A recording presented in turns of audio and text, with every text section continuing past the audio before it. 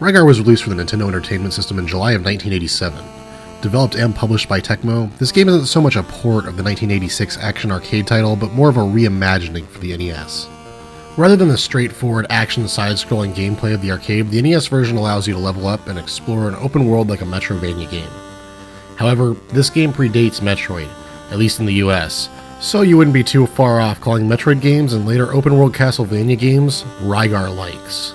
Semantics aside, despite having an open world and the ability to grow your character, the game is without a doubt a where do I go, what do I do game. The game does give you some tips along the way when you enter rooms with buff old guys that'll give you hints on what you should be doing, but it's typically vague. Just like many other Metroidvania titles, the game allows you to progress through the game's areas by picking up new items and leveling up.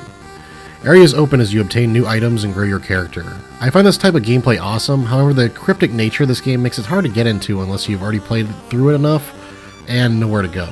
Without prior knowledge of where to go, this game can be extremely confusing and frustrating. The game feels nice. The shield weapon you wield attacks super fast and feels great. You're also able to bounce off the backs of enemies, which is an important thing to know when you need to dodge an incoming enemy attack. Personally, I find the game kind of hard to get into because this title really needs a guide to get into it properly, and it's really hard to simply pick up and play without prior knowledge of the game. I do, however, admire this title for its unseen depth that you're able to see if you have the time and patience to get into it. Graphically, the game is solid. While you could say it's a step down from its arcade release, the game does feature unique areas as you progress through the game. The main character looks cool, and the enemies you fight look average. For when this title was released, the game definitely looked above average, though.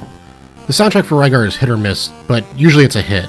The majority of the tracks this game offers are amazing and has some of the better tunes heard on the console. That being said, a few of the tracks in the game are about as bland as you can imagine, with droning and repeating 3-chord melodies. Overall, the good tracks overshadow the bad ones, and in the end this game's soundtrack is magnificent. In the end, Rygar is a troubled game. There's a lot packed into this game that makes it an extremely unique game for an early NES title, however its cryptic nature is a major hindrance to the game's gameplay. It's hard to enjoy without a guide, and because of that the game has problems. Aside from being massive, the game does sport some great graphics and some really solid music. I think this is a great title for anyone that wants a really deep side-scroller on the NES and has time to dive into it as much as the game deserves.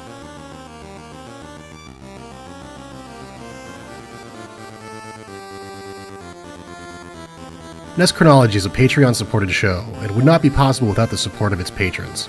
If you'd like to support the show and receive some perks, click the logo and give what you can.